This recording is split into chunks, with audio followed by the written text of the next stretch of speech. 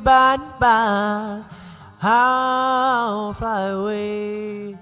Oh, I'll fly away. Oh, glory, I'll fly away. When I die, hallelujah by and by. I'll fly away. Just a few more weary days and then I'll fly away to a home where just you'll never end. I'll fly away. Oh, I'll fly away. Oh, glory, I'll fly away. When I die, hallelujah by and by, I'll fly away. That morning when this life is over, I'll fly away to a home where joy shall never end. I'll fly away. Oh, I'll fly away. Oh, glory, I'll fly away. When I die, hallelujah by and by, I'll fly away.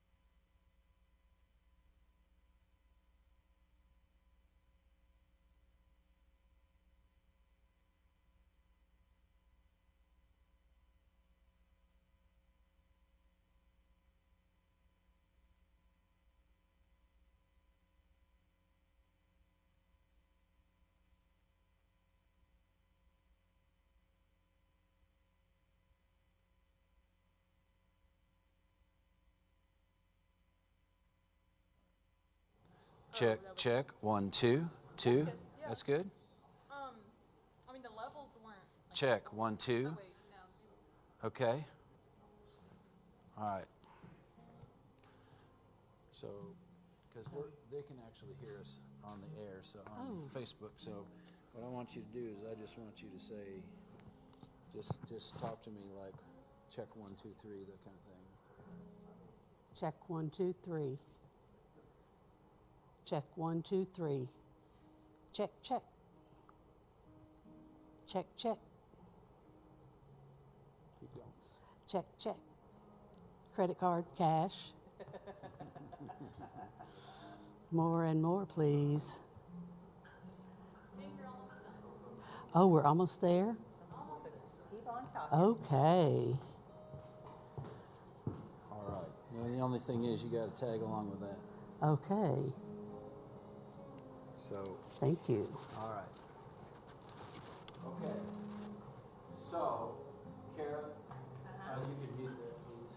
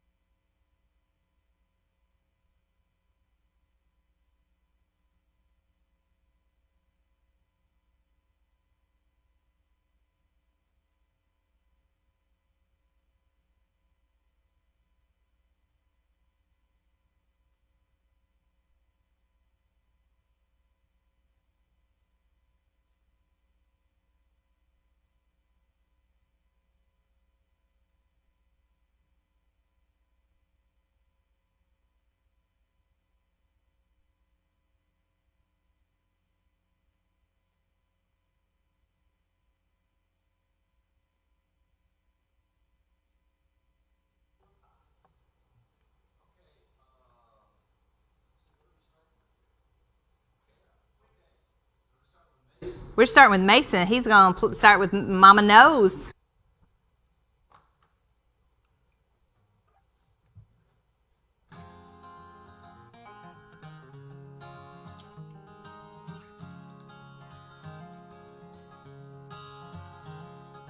Me and Jimmy Crowder had a single cigarette and knelt down in a stall out in the barn.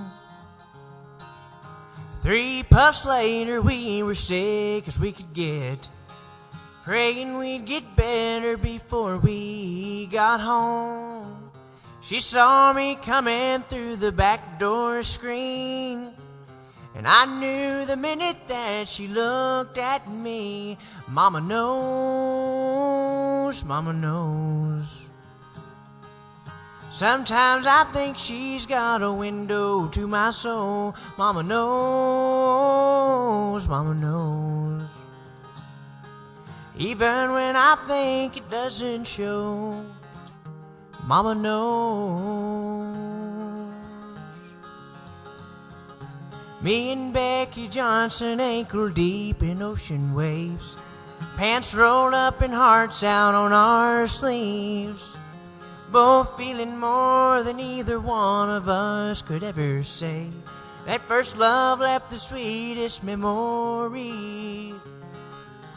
15 and shy, I didn't tell a soul. How is it Mama never has to be told? Mama knows, Mama knows. Sometimes I think she's got a window to my soul. Mama knows, Mama knows.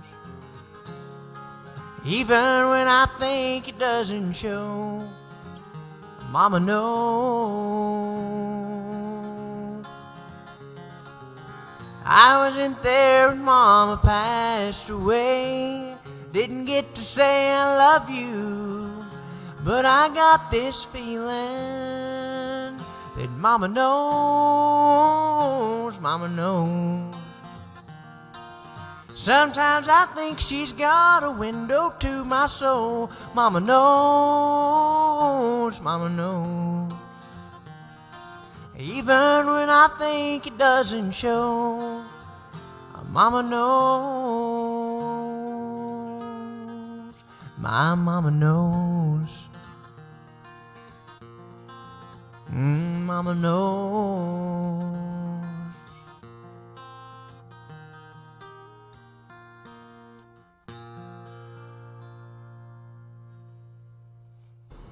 Woo! Hi, everybody. Thank you, Mr. Mason James Nolan. He's got a name that's ready to be a gunfighter, but tonight he's picking it out on our stage for us at the Bloom stage. We are very excited to be together with you all tonight as we artistic mamas are trying to give birth to our first ever virtual online show. We are broadcasting to you tonight from the Walnut House, where we usually love to gather in a room together with you. Corey Wells is not with us in the studio, but she is out there monitoring our comments, and she has some questions for you, and we will be encouraging you to give us some answers throughout the evening. You've already been doing that a little bit with that. Let's see, some of the famous mother phrases or grandmothers is can't never did anything, and we don't say can't in this family. And what we can't do is not be together for the Bloom stage. So there are a few other people with us this evening. We have Ricky Martini. We also have Tom Womack and Katie Flores, who are making this happen. You can't see them because they are behind the cameras and the action. And we also have the fabulous Gregory Lanham is here this evening. Gregory, you want to say hello to your audience? Hey, Kara. I'm glad to be here. Thanks for having me back. And I've been doing this since February of last year. I didn't want the streak to die. Yeah, thank you. Thank you for risking the pandemic edition of the Bloom show. So, Corey, like I said, is not with me as my partner in crime. So our theme is Mama Tried, from raising us better to raising a ruckus. And I'm going to try really hard, Corey, without you here, but I might raise a little more ruckus than normal because you're not here to correct me. Anyway, we have our first question for you tonight is, and you can feed them into these comments down there. I always have to stop and pause and read.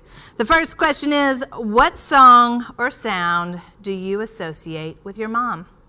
We'll see what you all have to say. But first, I want to welcome two of our first two artists to your screen. So, our first is the poet J. Swift. Jacqueline Swift is a poet, professional speaker, playwright, and author. She has an MFA in creative writing from Sewanee University. She has successfully produced a one-woman show called Vocal Silence, and that's currently running in Tennessee and Atlanta. She further expands her double life as a teaching artist by coaching people on how to get their stage legs and how to find their voices on paper through her workshop series, Fangs Take a Bite Out of Stage Fright. And then following Jacqueline Swift, aka J. Swift, we have Laura Schlesinger, who is a native Nashvilleian. She's called Murfreesboro her home for over 2 decades, and she's busy gracing the community theater stages. Laura's a Rutherford County Schools English language teacher and math teacher, and spends her time reading, writing. She's a dancer, she's an actress, she's a published poet, and I got to play her sister a little time ago on the Murfreesboro Little Theater stage. So please send up those hearts and hands for J. Swift. Hi Bloom Stage, my name is J. Swift, and this is my submission for Mama Tried. So when I was 5 years old, I was very, very interested in why people had veins on the back of their hands. I didn't understand it, and I was jealous because I didn't have veins on the back of my hands. And so I asked my mother and my grandmother why that was, and they said it was because people with veins in the back of their hands did more work with their hands, and otherwise they just had more experience. And that really interested me and enthralled me in just the body's processes and the body's work, and it really helped shape my work philosophy and just like what is it, what is our purpose, what are we here to do, and how is that shown through evidence on our body, and every wrinkle and every vein and every little crevice of proof that we are living and growing and doing. So that's where this poem came from. It's called Veins. Veins etched beneath her knuckles in a calligraphy of roads beneath skin. I envied those with veins on the backs of their hands, which seemed to be everyone but me. Mama said it was because they did a lot of work. And I watched her leave at 7 and come back from swabbing specimens in the hospital lab at the other 7, too tired to even eat. Grandmama scrubbed chitlins before New Year's for good fortune. Pink sheets of flesh sloshed from one side of the sink to the other, foggy water smelling soft and raw like insides. Her veins, a healing tree, growing to attach her fingers, they shimmered as she washed. All over, veins become more prominent than they ever were. Growing older thins the skin, the body's work is in aging. Even the backs of our hands are timestamps, reminders of the imposition but impermanence of work. Mama and Mama's mama worked. They taught me to labor, told me about the push involved in creation, carrying and building something from the soul, how to make empty soil spit flowers and arrange them flowers properly on a dinner table.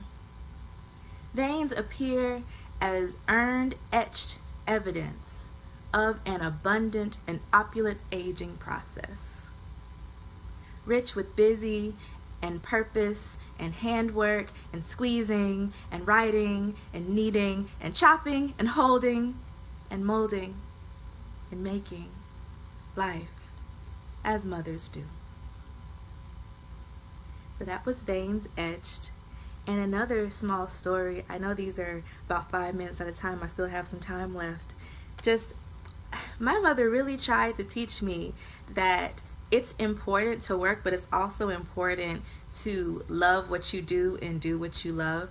So I was having a really hard time just choosing, you know, my career, and I knew what I wanted to do. I've always wanted to write and speak, but what job do you sign up for that? I mean, there's teaching, and then there's some eclectic stuff, but I just didn't know exactly where to go.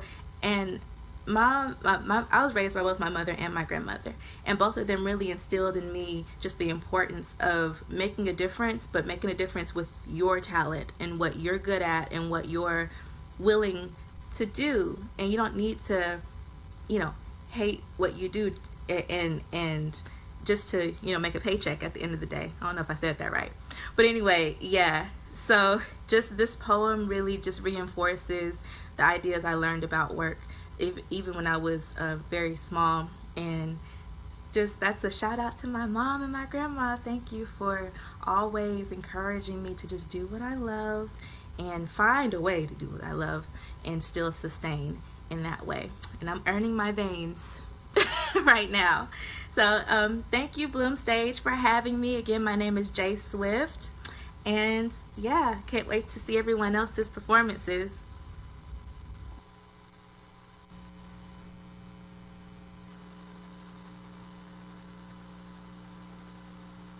My mother is an artist. My mother is a poet, a public speaker, and a humorist. And she bestowed the gifts of poetry and humor on me, fortunately. My mother is also a retired elementary school teacher. Her breast cancer diagnosis precipitated her retiring from teaching. At her retirement dinner, she read a poem which she had prepared for the occasion, and which I would like to share with you now.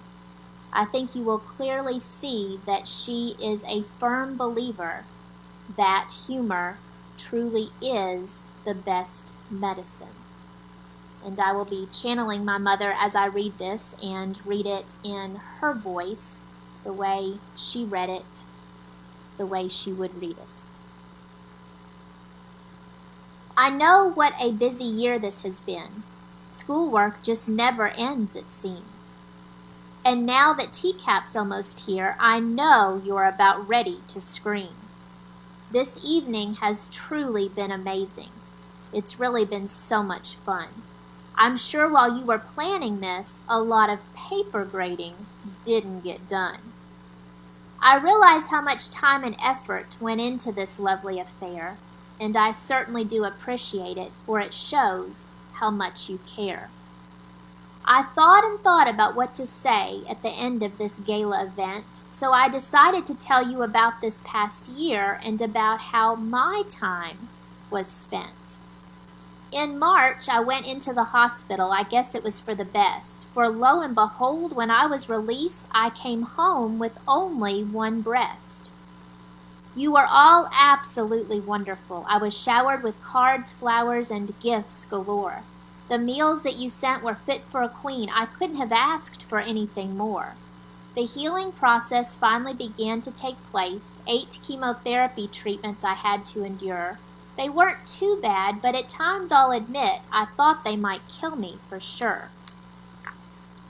The side effects of the treatments made me want to scream and to shout.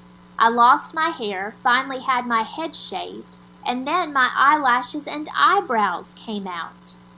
Even though I lost all my hair, I did not shed any tears, for all of a sudden it struck me. I'd had the same hairdo for 19 years. The chemicals that were pumped into my body have made my joints stiff too, so now when I get up in the morning, I feel like I'm 92. The sores in my mouth were a nuisance. My sense of taste was a mess. My nails turned orange and yucky, but it could have been worse, I guess. In December, I went back to the hospital, this time to have an implant put in. I could have chosen any size, but in the end, I chose the size that I'd been. The trouble with having an implant is that the other side then seems to droop. So back to the hospital I went again. Having a breast lift was really a hoot. I thought about applying at Hooters, but waiting on tables is tough. And besides, when I gave it some serious thought, I don't really think I have the right stuff. So now it is April. A whole year has passed. How time flies when you're having fun. I have just one more hospital visit, and then my reconstruction is just about done. As you know, I decided to retire, otherwise we wouldn't be here tonight. Retirement's okay, there's no papers to grade, but it sure makes your budget a bit tight. I can honestly say that I loved my career. I looked forward to school every day. Teachers are special. They give of themselves and affect young lives in so many ways. Teaching such an honorable profession, I always tried to do my best, to make my students love learning, but above all, they had to do well on that test. I love Hermitage Elementary. It holds wonderful memories galore. The friends that I've made, the students I've taught, how could I wish for anything more? I really did not intend for my career to end, and in many ways it makes me sad. But as I look back on the years that I taught, I am proud of the influence I had. So as this evening draws to a close, I again want to thank each of you. Without your friendship and constant support, this year would have been tough to get through. So once again, let me say thank you. I'm not sure I deserve all this attention and such, but I want you to know that I love each of you and our friendship means ever so much. Hi everyone, I'm Corey Wells. I'm so glad to be with you tonight, even though I wish we could all be together in person, of course. I am the co-creator of the Bloom Stage and also the founder and manager of Poetry in the Borough, where the next 3 artists that we're going to hear from frequently share their talents.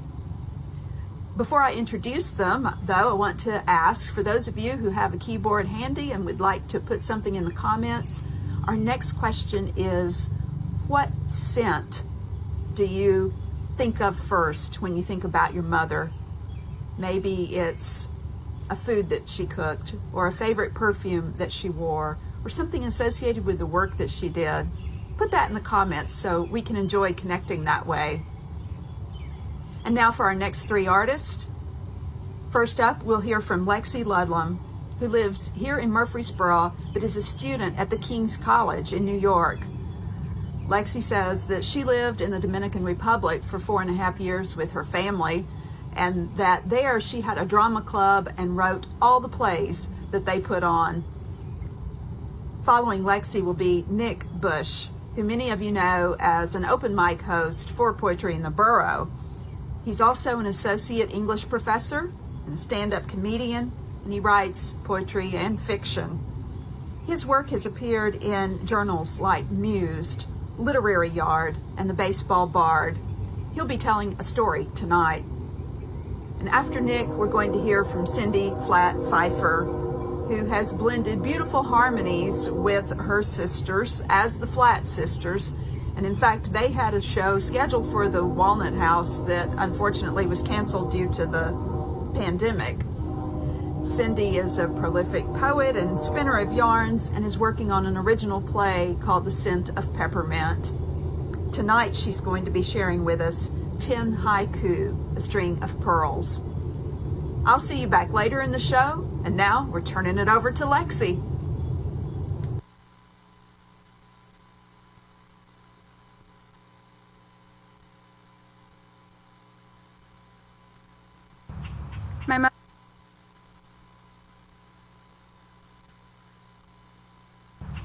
My mother used to brush my hair, carefully, patiently, combing through curls which combated each touch, as my legs swayed impatiently, the desire to be free prompting my fidgeting limbs.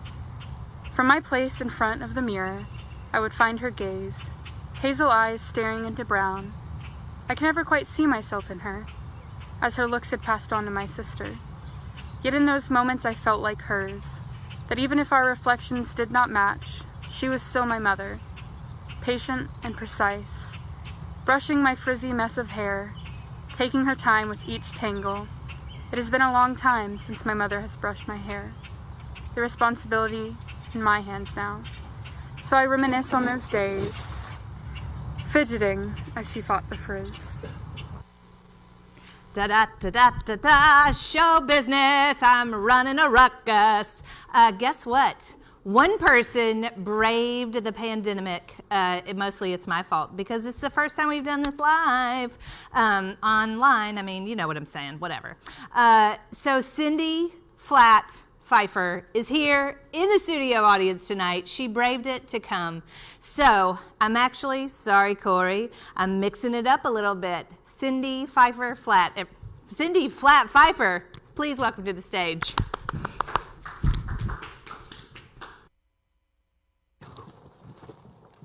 Okay, yeah.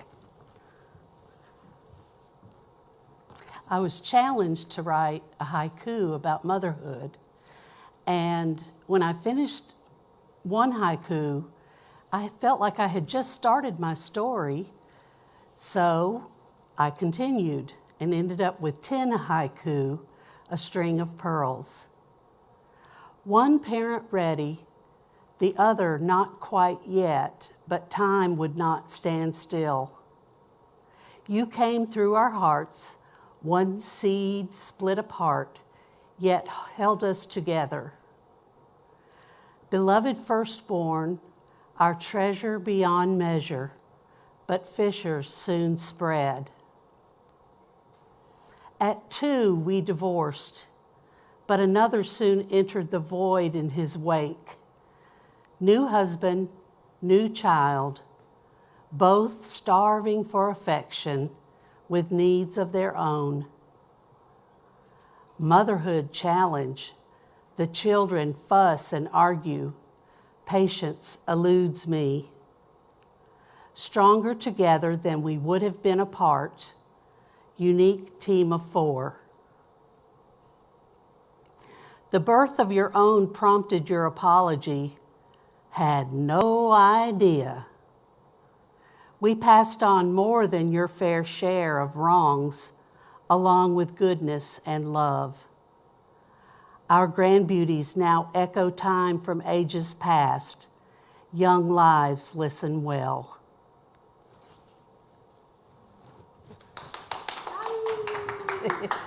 Thank you all.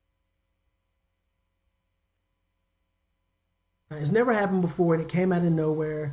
I was just laying in bed, and then I went from like I couldn't get comfortable to I couldn't sleep to I couldn't move. And last week, I had this incredible back pain. It's never happened before, and it came out of nowhere. I was just laying in bed, and then I went from like I couldn't get comfortable to I couldn't sleep to I couldn't move. And the next morning, it was worse. And by that night, I had to Google, is lower back pain a symptom of coronavirus? Because I was dry heaving. I was nauseated from the back pain. And around 12:30 that second night, my phone rings. You know, it was just like, Nick, are you okay? I feel like something's wrong. It was my mom. And I didn't want her to worry, so I was like, yeah, everything's fine. I'm just a little tired. And she was like, really? Because it doesn't sound like that's all there is. And I was like, no, I'm good. I just need to get some rest. I'll be a lot better in the morning. And she just says, well, if you change your mind, give me a call. We'll be here.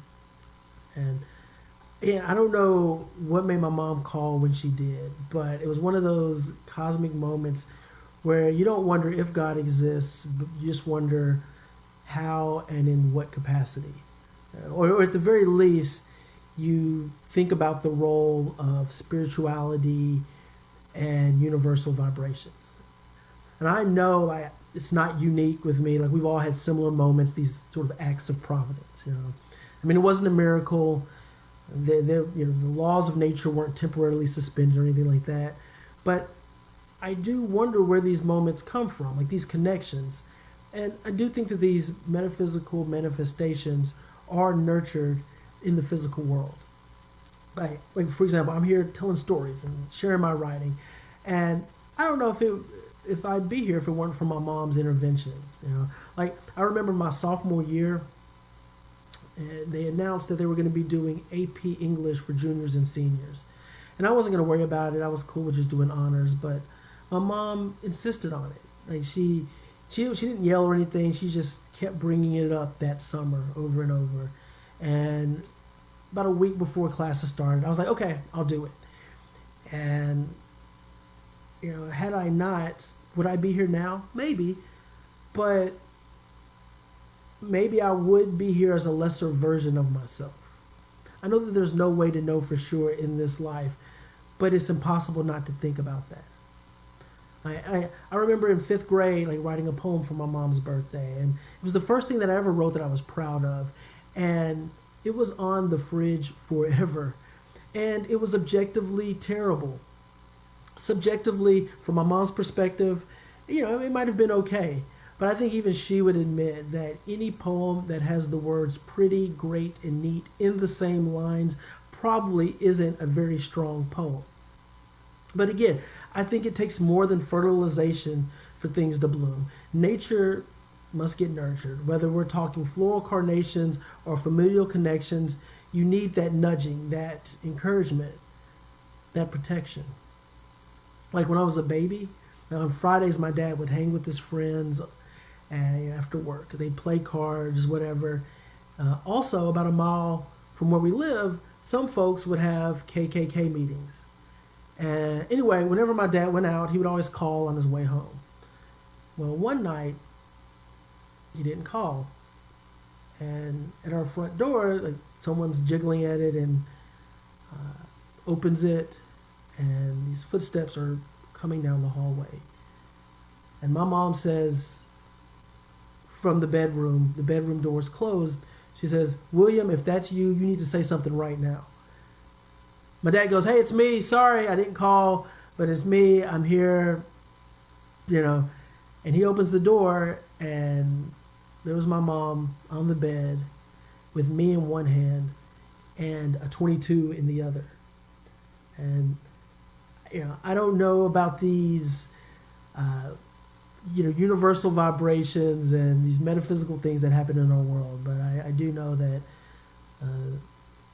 our moms are there to take care of us, whether in the physical world or the spiritual world. Whether we're little kids or adults, they're there for us in the middle of the night.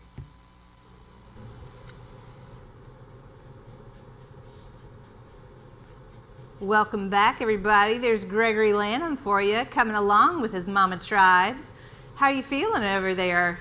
Well, I'm trying, Kara, and I've got usually it's your 2 hours, I've got a 1 hour to do this, and I'm hunkering down. He's putting the trying into it. Thank you so much, Gregory. Nick Bush, man, that was a pretty, great, neat, fridge-worthy story. Actually, that was beautiful, and I also appreciate the fact that you put bloom in there, buddy. So, if you all like what you're seeing tonight, I feel like I should remind you, there is a virtual tip jar out there.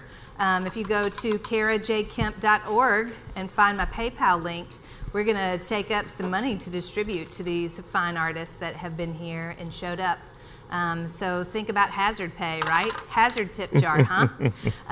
So next up, we have Mr. Mason James again. He hails from Aaron, Tennessee, but he lives in Franklin, and he is etching out a beautiful life down there with a new wife and a fabulous mother-in-law, so that mother-in-law doesn't have to try too hard to love him, I'm sure. He is going to play the next song for us, which is She Drives the Car. And is that an original one?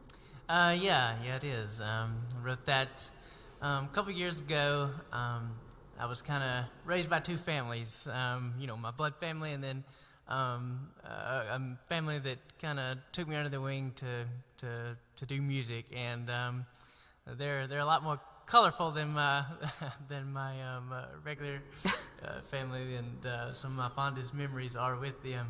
And one day we were going to a show somewhere, and I was in the back seat, and Miss Teresa, she was in the passenger, and then Mr. Randy was driving his truck there, and everywhere we went, she would tell him, "You're going too fast. You need to slow down." Well, so he would slow down, and then she would tell him that we're never going to get there if you drive this slow, and you need to turn here, and there's a cop over here. You better watch out. And this went on for miles and miles, and finally he looked over and he said, "Honey, you just drive the car, and I'll hold the wheel." And so I thought that made a good song, and so yeah, I'll etch this one out. It's called "She Drives the Car."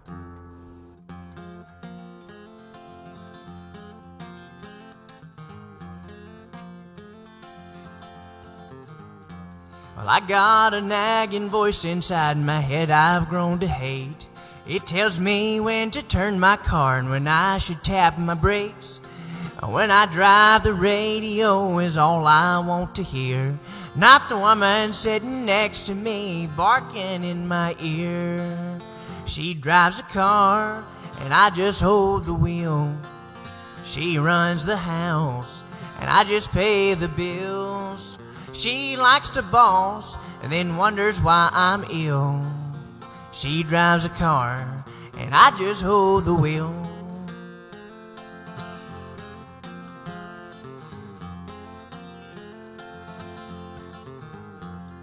And everybody tried to tell me it wouldn't be this way. I did not believe them, but I sure do today. Oh, she's got me on a tight leash, watches everything I do. I guess that's what I get for getting married way too soon. She drives a car and I just hold the wheel. She runs a house and I just pay the bills. She likes to boss, then wonders why I'm ill. She drives a car and I just hold the wheel. I can't even use the bathroom the way that I want to, 'cause if I leave the seat up, I know she'll come unglued. She drives a car and I just hold the wheel. She runs a house and I just pay the bill. She likes to boss and wonders why I'm so doggone ill. She drives a car and I just hold the wheel. Oh, she drives a car and I just hold the wheel. Woo, woo, woo, woo.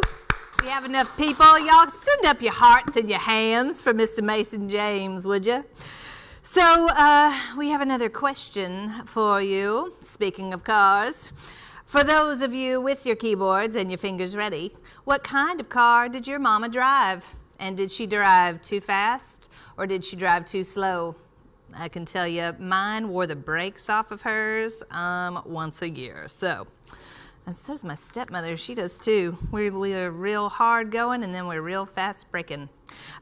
So next up, I call her my partner in crime, but really, I could not do this show without her. She is a true inspiration to this town, of one of the co-founders of Poetry in the Borough, and she helps bring people's voices to the stage and bring communities together. One of her biggest things that she says that has always left an impression for me is that when she gathers people for Poetry in the Borough and they break for intermission, she says, all right, you can get up, you can move around, but go introduce yourself to a stranger. And because of that, she knows no stranger. Miss Corey Wells, Mrs. Corey Wells, nurtures connection and community through her writing, storytelling, and advocacy for the arts, democracy, afternoon naps, and good causes. She's the author of 2 poetry collections, most recently Sugar Fix, and I'm telling you, you need to get your sugar fix. It's from Terrapin Books. The longtime Murfreesboro resident recently served 2 terms as the city's inaugural poet laureate. And she's a mentor with MTSU Wright, founder and manager of Poetry in the Borough, co-creator of the Bloom Stage, and a founding board member of Rutherford Arts Alliance. Please dial those dials up for Mrs. Corey Wells. I am from a long line of women who never get rid of anything. And during the pandemic, that has been both useful and entertaining. One day recently, I got into a cabinet and pulled out an old scrapbook that I'd forgotten about, a scrapbook that my grandmother made, which contained letters and drawings and cards that I sent her, often with the help of my mother, from the time I was about 2 years old up until about 6 years old. One of the drawings in this scrapbook is a simple drawing of the outline of my hand, and I remember my mother helping me make this drawing. We outlined my hand, and then we made little half moons to mark my fingernails, and I colored those, and we glued on a bead for a ring, and then Mom had an old button, and we glued that on to be a wristwatch. And I particularly remember her taking a pen and marking what would be like the hours on the clock face. And I think that was a moment at which I realized a button can be a watch. A button can be a wheel, a sun, a world where anything is possible. Now, my mother had not been born into a world where anything was possible. She was born into a world and a family where there were certain roles that girls were supposed to take on, and they weren't even supposed to discuss some of those other things. My mother was not able to buy her own car, even though she went and got a job and had saved enough money to do so. Her daddy told her, oh, boys can, they can, buy their own cars, but girls can't. My mother wanted to go to college, but girls didn't do that. Girls were supposed to have babies and cook pots of beans. So she brought me up with an entirely different message, that I could do anything. And even she would suggest things such as if I identified with maybe wanting to be what we called a stewardess back in the day, she would say, oh, I'm sure that would be a great job, but what if you wanted to be a pilot? And I think all those messages from Mom definitely got into my brain and made me this can-do kind of person. But it's what she did, maybe more than what she said, that was so important to me. When Mom was about 30 or 31, she decided to go to college. Now, I was in 4th or 5th grade when she went back. And after supper in the evenings, she would clear the supper dishes, and on that same table where we just had ham and beans and cornbread, she would spread out her books. And I would study with her. I learned alongside her architecture and design and history and Southern literature. And on the weekends, I would go with her to the photo lab on campus, and I learned what happens in the chemical miracle of the darkroom. Now, Mama stayed up a lot longer than I did every night, studying and getting her homework done. But I was so proud of her. And yet, fast forward into time to when I'm in my early 30s, and I have a couple of college degrees and a job that I really love in software development and young kids and family. And yet there was something else I wanted. And that was to be a writer, like my mama, a storyteller, like my mama. And so I had started going to continuing education classes and conferences and workshops. and spending the time at the page trying to learn to be a writer. But it always felt like I was asking for too much. I already had a good life. And why did I want to spend this time on this thing that took me away from my family? And one day I asked her that. I said, what kind of mother am I if I want to spend all this time that takes me away from my kids? And she said to me, what kind of mother will you be if you don't show your kids that you're willing to follow your dream?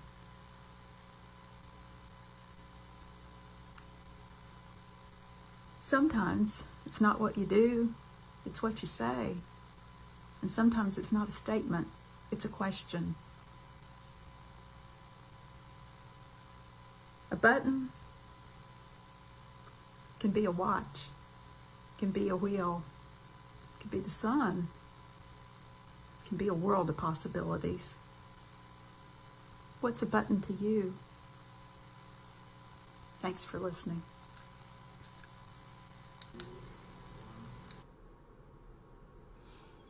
Thank you for sharing, Corey. What is a button? Beautiful. The next teller. Sorry, I'm a little bit glimpsed from Corey's piece. I was all loving it. I was watching it over here. The only thing sloppy on this show, y'all, is me. Everybody else, they have their stuff together. So, our next teller is the fabulous Mr. Mark Lamb. Now, he hails from Sturgis, Kentucky. He comes from a long line of storytellers, and he now resides in New York City as a storyteller and choreographer and performer. However, he's been trapped in Sturgis, Kentucky, so he is not in New York City right now, and I know that he really misses it, but he also loves being there with his mama. Mark is a Grand Slam champion at the Peabody Award-winning Moth Storytelling Series. He was featured on the Moth podcast. He was the first storyteller to tell a story on PBS's World Channel's Stories from the Stage, and he was awarded first place at the 2018 National Storytelling Festival Slam, where he told his story, A Boy and His Dolly. Now, Mark joins me here for United We Style each year, and he coaches the tellers and helps with the stories, and he lends his own voice to United We Style. He is a Dolly apologist, and he knows everything there is about old Dolly Parton. That's kind of like his second mama tried, you know what I'm saying? Please welcome my brother from another mother and father, telling a story about his mama. Hello, everyone at the Bloom stage. This is Mark Lamb coming to you from my mother's yard in Sturgis, Kentucky. I live in New York, but I was down here doing some residency work and decided that I would stay in Kentucky because things in New York were looking a little dire at the moment. So here I am in my mom's yard. I want to thank Kara Kemp for being a champion, a coach of mine, and for also giving me this pink book that says Pretty Thoughts that I wrote my story in, which makes it even more special. So thank you, Kara, for providing us a platform to share our stories and to bloom. I call this little piece Mama's Magic, and as always, I hope you get a blessing from this little story. Pow! Crash! Bang! My brother and some neighborhood boys just bought some cap guns at the Ben Franklin dime store.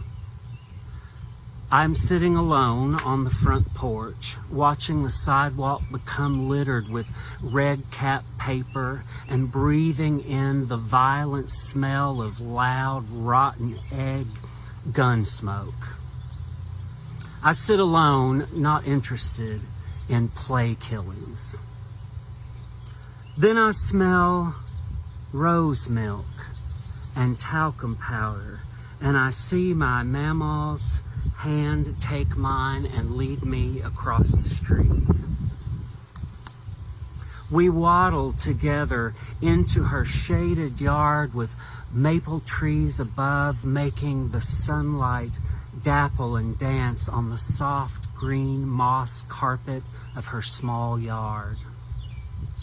Her lawn has stone pathways and large baskets made of river rocks and concrete, and occasionally glistening with carefully placed white quartz. Planted in these baskets are hens and chicks, and they're spilling with shade-loving, bleeding hearts.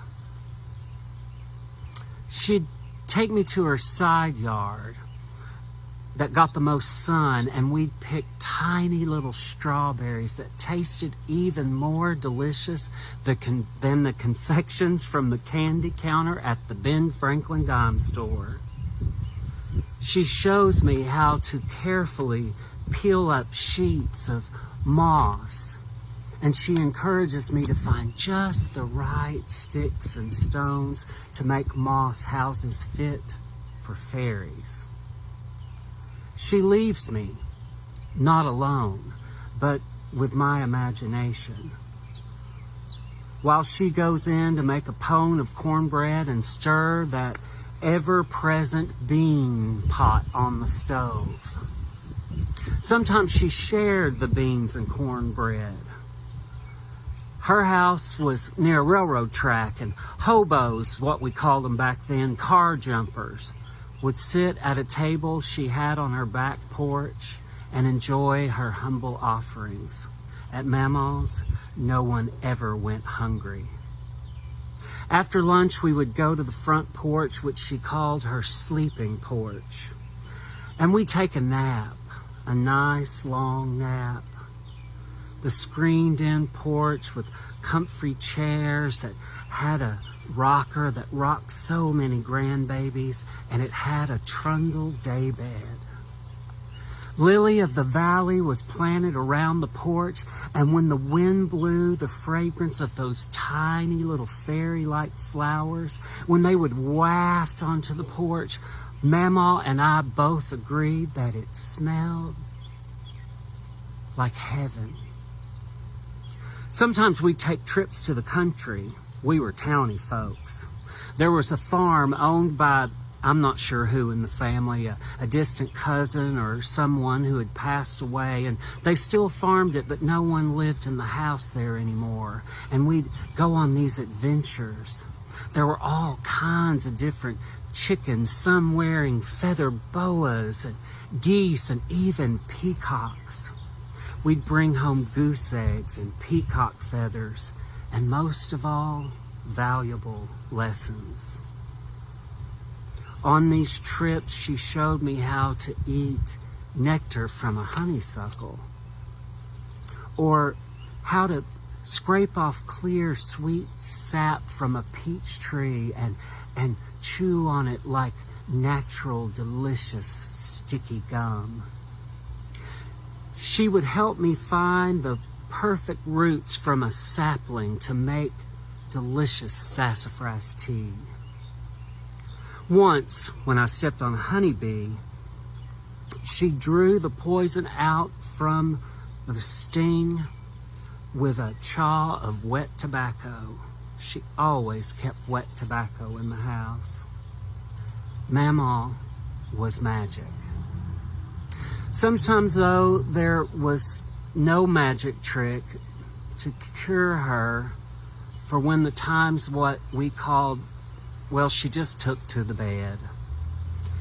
I remember her lying in the middle of her feather bed looking like some big mama taco, all sunk in. I'd try cheering her up, but she'd look at me with weepy, bleeding heart eyes and wave me away with a rose milk scented hand. Then there were the up times like when she decided to start a cake baking business. I recall going into the kitchen and her face was as white as her hair, covered with flour. And there was flour on the ceiling, and she was wild-eyed, and the smell of frosting hung in the air, and red velvet cakes were on every surface imaginable. And sometimes she would sit and whistle. And boy, could she whistle.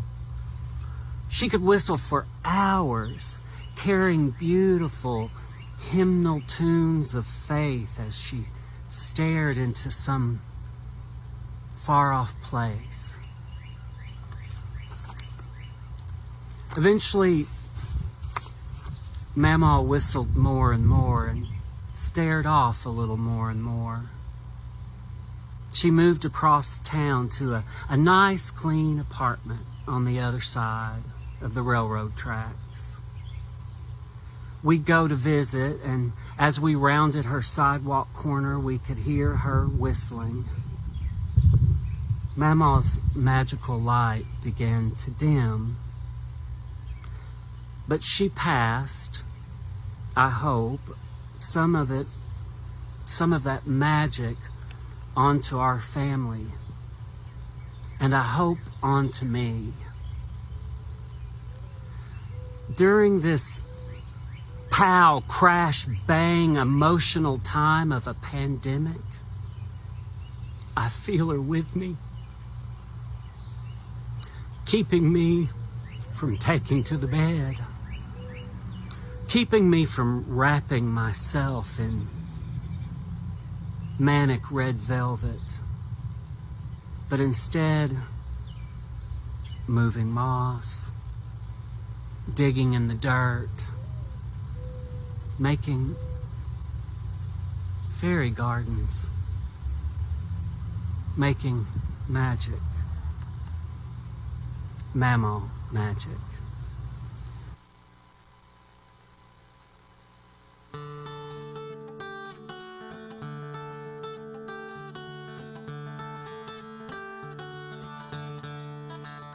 First thing I remember knowing is a lonesome whistle blowing and a youngin's dream of growing up to ride on a freight train leaving town, not knowing where I'm bound. No one could steer me right, but Mama tried. A one and only rebel child from a family meek and mild, my Mama seemed to know what lay in store. Despite all my Sunday learning, towards the bad I kept on turning till Mama couldn't hold me anymore. And I turned 21 in prison, doing life without parole. No one could steer me right, but Mama tried, Mama tried, Mama tried to raise me better. But her pleading I denied, and that leaves only me to blame, 'cause Mama tried.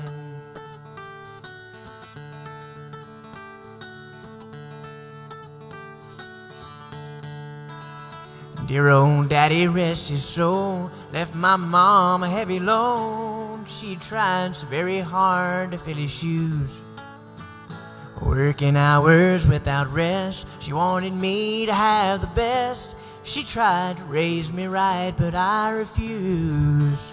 And I turned 21 in prison, doing life without parole. No one could steer me right. Mama tried, Mama tried, Mama tried to raise me better, but her pleading I denied, and that leaves only me to blame, 'cause Mama tried. Yeah, that leaves only me to blame, 'cause my Mama tried. Oh, Mama tried.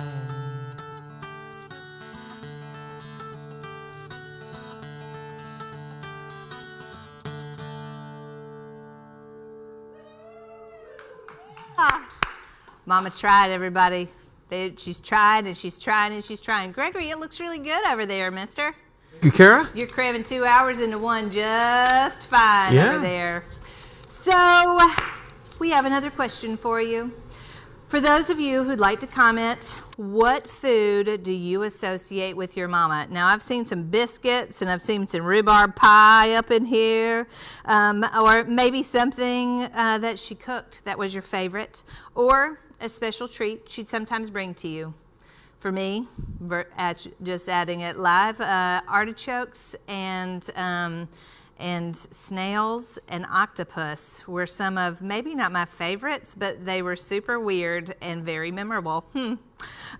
So next up, we have for you Mr. Chris Williams. He goes by C.A. Williams, and he is the author of Different Sides. He works, let me go back there. He's the author of Different Sides, Works of a Creative Mind. Clearly, my creative mind is not working. But it is poetry, it is spoken word artist, and he is a veteran of the Bloom stage. He is often seen on Poetry in the Borough, and he also hosts his own multi-genre collaborative event under one roof. His work is inspiring, and he is just so inspired, and we are really grateful to have this piece from C.A. Williams. Greetings. My name is C.A. Williams. I want to thank the Bloom Stage for allowing me to be a part of this event. And I will be reading a piece that I wrote titled Disobediently Behaved. Still to this day, my mother has not found an answer to her question. How could my brother and I be so different? And I know what you are thinking, one bad, one good, or maybe one short, one tall, but it is nothing like that at all. But it is how we acted in public in comparison to how we acted at home. It's shocking, I know. Still to this day, my mother wonders and ponders on how this came to be. My brother and me, on any given day, would hear the teachers, babysitters, and grandparents say, "Your boys are so polite, so well behaved." But it just never made sense on this transformation. How, why, when? The same boys who had to be told things more than once. The same boys who would not clean anything, but when asked, they would say they are done. The boys who would constantly fight, refuse to go to bed at night. Yes, these boys were so disobedient. At home, it was a never-ending ruckus. But in public, these boys were wonderful, never getting in trouble. Again, how could this be? Children acting so differently. My mother may never know, but as for everyone that did not live in my home, my mom's sons will always be seen as angels.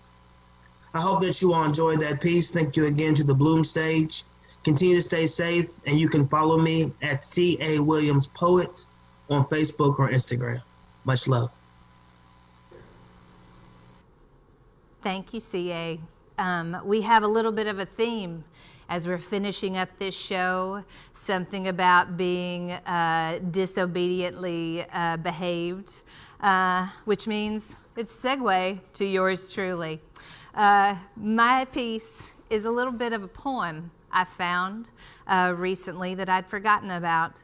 So I'm going to share it for you and then give you a little story behind it. The text came in around 11 p.m. Do you know anything about your mom's recipe for pink panties fall down punch? My reply, no, but I wish I did. Now, recipes from my mama's cocktail collection I do know by heart. Dirty, dirty martini, salty dog, frozen fireball shot, tequila rose. My imagination was left to ponder the inspiration behind that punch. Perhaps it was the shag carpet layered with a haze of menthol cigarette smoke, dice rolling on a card table, faint crack of a turntable, shuffle and crack of a deck of cards, bridge, rook, Kings on the Corner, Pie Gal Poker, or Oh Shit, twisting the curl at the nape of her neck, sparkle starting at the core of her laugh, always beckoning an invitation to play. Push the furniture back to the baseboards to make space for revelry, spontaneous dance moves and free thinking. Olives, fondue, and a stick of butter. Leave the dishes in the sink until morning. Now, some families, they keep secrets, but ours, we kept recipes. And we sent those secrets out and aired them for anyone who would listen. Now, each one of us carried our own special recipe box, and I must say that my recipes are best served over ice. To which I can thank my mom and Gentleman Jim for all those fabulous inspirations. Now, some of you may feel like it is improper for a good old Southern girl to talk about and disclose her mother knowing her way around a liquor cabinet. But we were never all that proper. Now, Mom and Dad, they taught us how to be respectful and curious, and they did try to teach us better.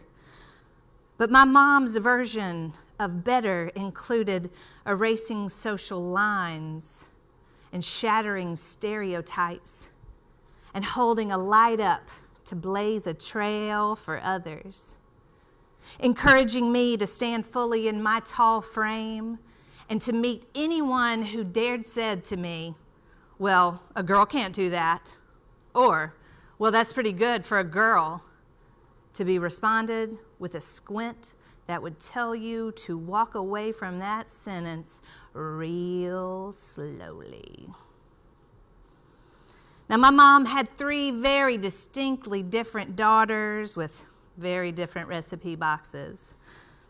And she was quick to let us all grow towards the sunshine we were given. Now, when she would get a little into her cup, and sometimes just out there for fun, she would remark to us the things that she felt was important about our character that we might be overlooking. To the beauty queen, she would proclaim, "You are so smart." And to the valedictorian, she would say, "You are so pretty." And to the rambunctious smartass, she would tell me, "You got great friends." She was whispering her hope into us with each proclamation for this understanding to take root, that perceived norms may not always fit into what we felt was the core of our being. So we should strike that balance between doing what we had to do and doing what we want to do. Now, my mom struck that balance for over 30 plus years and led by example from being a school teacher. I mean, Monday through Friday from like 7 a.m. till 5 p.m., she was living on someone else's defined schedule, lessons plans and grading papers, right? But she balanced that with saying yes to life. Like performing and helping with International Folk Fest, where we got to learn in our own living room how to do the polka by people from Czechoslovakia, now known as Czech Republic for you, I know. Or when a hot air balloon landed in the middle of our cornfield when I was little, and it was dawn, and we jumped in the truck in our PJs, and we drove out to the field. And we helped them refuel, do some things, and they wanted to say thank you by offering to take my mom up in the balloon. And without even hesitating, she jumped in that bucket in her bare feet and her nightgown, and she went to go see a new perspective. She was the first to meet you on the dance floor if you didn't have a dance partner. And she was the first to make a friend with that shy person sitting in the corner of the room. And she was the first to admit that life is really messy in the living, but that it's okay.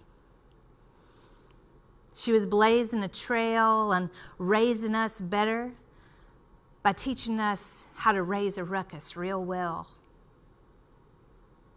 Now, I still do not know the recipe for the old Pink Banny's fall down punch. And even worse for me, I don't even know the story behind it. I'm just left to ponder and wonder how it came to be. But what I don't have to wonder, because my mama planted that seed, was how to live life on a full enough throttle to just keep on experimenting and staying curious until I find out. Now, to my sisters who have helped raise me and who are mothers, to my stepmom Lynn and Peggy Burton and all those other mothers that have picked up the mantle to raise me in my mom's absence, I wish you a happy Mother's Day. And I also hope that you keep living this messy life brilliantly and teaching your children how to raise a ruckus well. And to all my great friends, my mother was right about her smart-ass daughter, I would like to say that I will never water down our memories while we're making more of a ruckus, just like I would never water down our drinks. Cheers. Thank you for listening. Oh, yes, thank you. So let's check back in on Gregory Lanham, shall we? How you doing over there? Did you make it happen? Yeah, it's all finished, Kara. He made it happen and made it happen. I'm kind of wore out, though. I'm a little haggard myself. I love a play on words. Thank you very much. So thank you all for taking the time tonight to be out here. Mason James over here has been a fabulous player for us. Thank you so much for joining the Bloom Stage tonight. We hope to see you again sometime soon before you blow up too big on us, you know. Thank you all for being out here to revel in the memories of our mamas. We will be back August 18th. I don't know if we'll be in a room together or if we'll be broadcasting again. Corey may take the mantle from me. She may not let me be on Facebook Live anymore.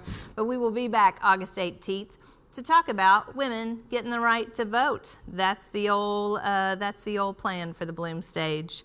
Thank you so much, Ricky, everybody here. It's been a fabulous. Thank you, Cindy, for braving it all and being out here with us as well. Thank you. Have a beautiful, beautiful night.